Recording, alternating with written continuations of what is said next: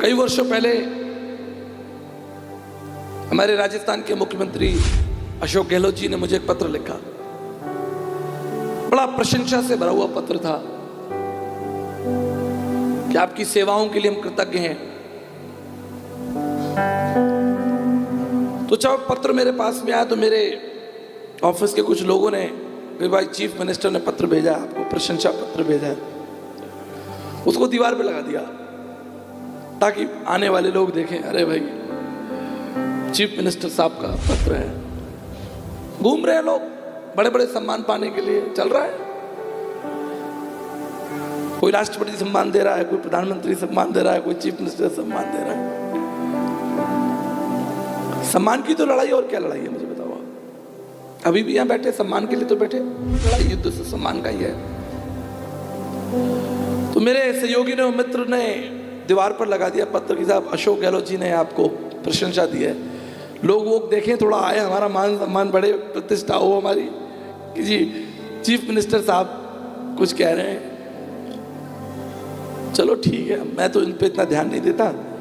तो बारिश का मौका हुआ, दीवार में सीलन आ गई, सीलन जो है वो पत्र को खा गई। अब मैंने पूछा अपने लोगों से, भाई क्या फायदा बताओ यार, तुम तो नाच रहे थे,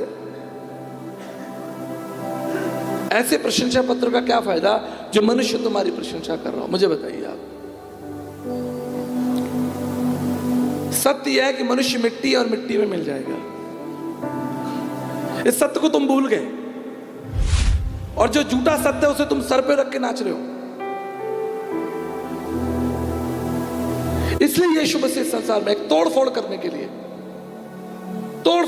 लिए, संसार ने जो जाल, जो अंधकार तुम्हारे चारों ओर लपेट दिया, तुम्हें महान बना दिया, तुम्हें विशेष आदर और महिमा। तभी तो मैं ये फूल वूल नहीं लेता। कितनी बार मैं मना करता हूं अपने आयोजकों को, इसलिए मैं 15 साल हो गई माला नहीं पहनी मैंने अपने गले में। सुबह हमारे प्रिय मित्र साहब स्टीफन जी, स्टीफन ही नाम है ब्रदर आपका, लालू स्टीफन साहब, माला वाला लेके रेलवे स्टेशन पे खड़े हुए थे। अरे मैंने कहा आप ये माला वाला क्यों ले आए? मैंने कहा जी मैं क्षमा चाहता हूं, माला तो मैं गले में पहनता नहीं, कारण भी दे देता हूं, नहीं तो जिज्ञासा रहेगी, आपके पेट में दर्द होगा कि भाई कारण तो बताया नहीं। मैं पंजाब गया आज से 15 साल पहले, पुरानी बात होगी, 16-17 भी हो गई होगी, इतना याद नहीं है अब तो बड़ा कार्यक्रम था, लगभग 50-60 हजार लोग बैठे हुए थे। जैसे ही मैं एंटर करा तो मार फूल वूल फेंक रहे लोग, खुश हो गए साहब के आचार्य जी। अभी तो आजकल तो पटाखे भी चलते हैं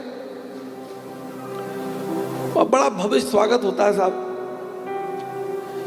तो इतने फूल वूल फेंके उन्होंने, भर दिया पूरा। अब फूल जब बालों में फंस जाते, मेरे तो बाल भी थोड़े से बड़े, वो यहां घुस गए, इधर घुस गए। मैंने कहा अरे भाई क्या कर रहे हो?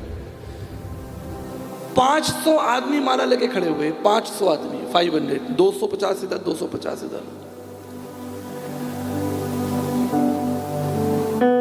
अब जी मैंने सोचा कि इनका कल्चर है,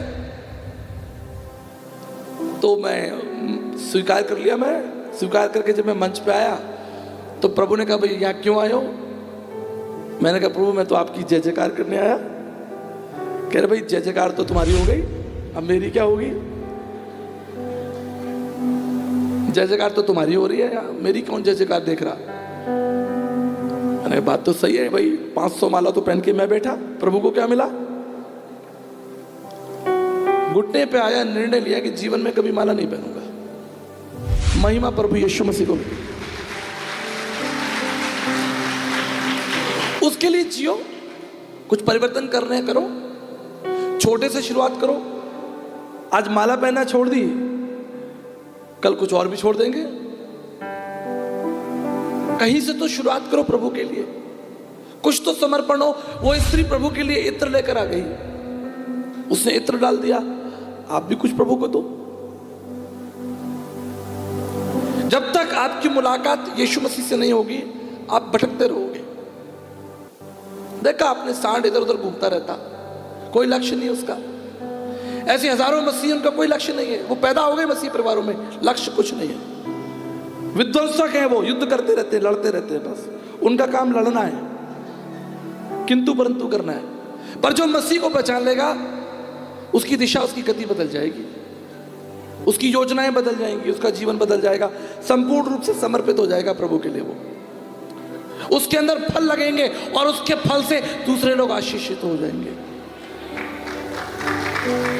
फिर तुम अपने लिए थोड़े जियोगे, फिर तुम उसके लिए जियोगे, तुम उसके पुत्र हो।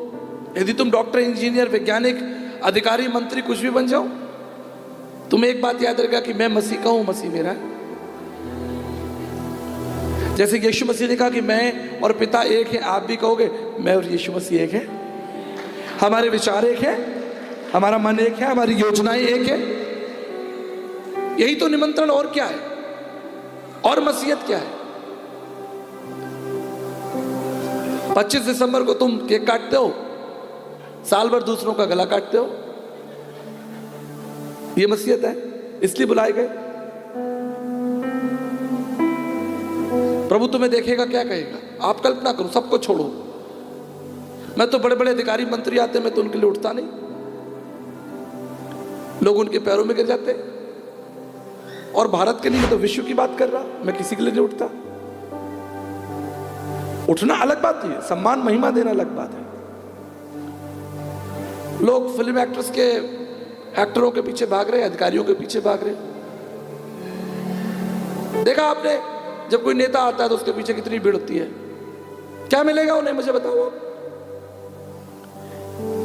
बस एक भीड़ है, मसीहत भी एक भीड़ है, भाग रहे हैं लोग एक दूसरे के पीछे। हम मसीह से सीखने के लिए बुलाए गए, मसीह हमारा आदर्श है। What is the benefit you gain whole world and lose your salvation? तुम सारे जगत की प्रशंसा पालो और बड़ी बड़ी डिग्रियां पालो, क्या लाभ होगा? मैं आपको सच बताता हूं, मैं भारत का फर्स्ट EDI इंजीनियर हूं, इलेक्ट्रॉनिक डेटा इंटरचेंज। 2001 में,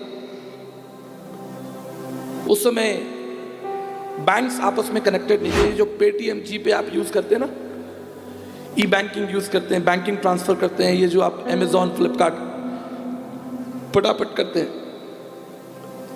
ये 25 साल पहले भारत में इसका सेटअप ही हम लोगों ने किया था।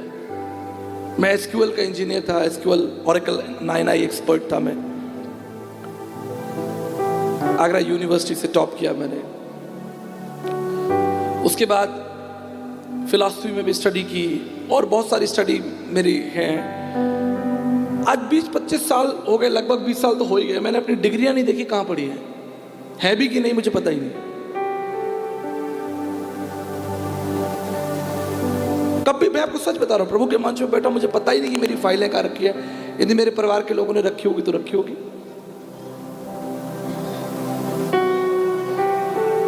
दो लोगों ने मेरे जीवन को बहुत प्रभावित किया।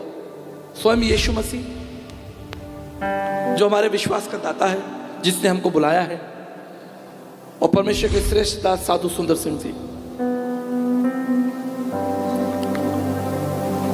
14-15 साल की आयु में प्रभु यीशु मसीह का दर्शन देखा, प्रभु यीशु मसीह से मुलाकात हुई, जीवन बदल गया। पूरी जिंदगी यीशु मसीह के लिए जिए वो, कोई दूसरा लक्ष्य नहीं था उनका जीवन में। उन्हें कोई महत्वाकांक्षा नहीं थी, जिज्ञासा नहीं थी कि मुझे बिशप बनाया जाए, मॉडरेटर बनाया जाए। वो तो नंगे पैर निकल पड़े प्रभु यीशु मसीह की सेवा करने, घर घर पहुंचे। अरे हम बिशप बनने के लिए थोड़ी बुलाए गए, मॉडरेटर बनने के लिए थोड़ी बुलाए गए, सुसमाचार प्रचार करने के लिए बुलाए गए, हम पद और प्रतिष्ठा पाने के लिए थोड़ी बुलाए गए, हम संसार से अलग किए गए हैं, हम अधिकारी होने के लिए नहीं बुलाए, हम सेवक होने के लिए बुलाए गए, हम सुसमाचार की सेवा करने के लिए बुलाए गए। आप कल्पना कीजिए एक व्यक्ति के बारे में जो अथाह संपत्ति जिसके पास, उस समय उनके पास लगभग करोड़ों अरबों रुपए की संपत्ति थी। साधु सुंदर सिंह जी के पास, गरीब नहीं थे वो, जमींदार थे उनके पिताजी, लुधियाना में, रामपुर डिस्ट्रिक्ट में। उस समय था, खेत संपत्ति उनकी थी, लेकिन जब यीशु मसीह से उनकी मुलाकात हुई, उनके ताऊजी आए, बोले बेटा नाक कट जाएगी, पूरा शहर समाज बोलेगा कि ये प्रभु यीशु मसीह का अनुयायी हो गया, भाई तू मरवाएगा हमें, क्या चाहिए तेरे को, चलिए पैसा ले ले, ये हीरे मोती ले ले। बोले बस इतना सा, पूरा डब्बा भरा हुआ था। करे इतना सा, मुझे जो मिला है वो इससे बहुत अधिक है, ले जाओ अपना डिब्बा। बोले ले जाओ अपना डिब्बा। अपनी बाइबल उठाई, चल पड़े। घर घर, गली गली, पहाड़ों पर, झोपड़ियों में, जहां मौका मिला बैठ गए। जिसने जो रोटी दिखाई, सुसमाचार का प्रचार किया। लहू लुहान पैरों वाला, जवानों से बात कर रहा हूं, लहू लुहान पैरों वाला कहा गया उनको।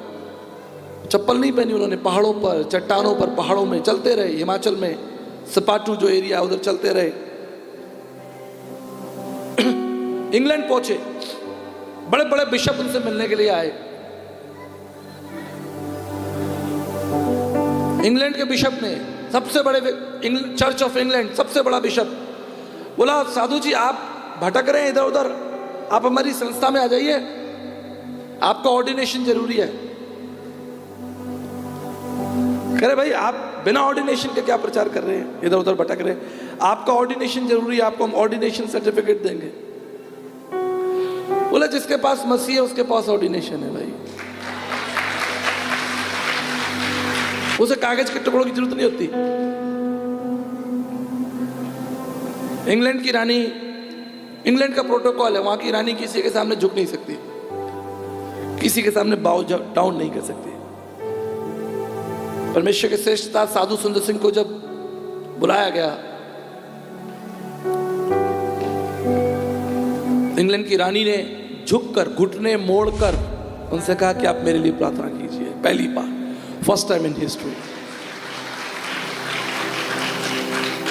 उसने अनाथों को, कमजोरों को, मूर्खों को चुन लिया अपनी बड़ी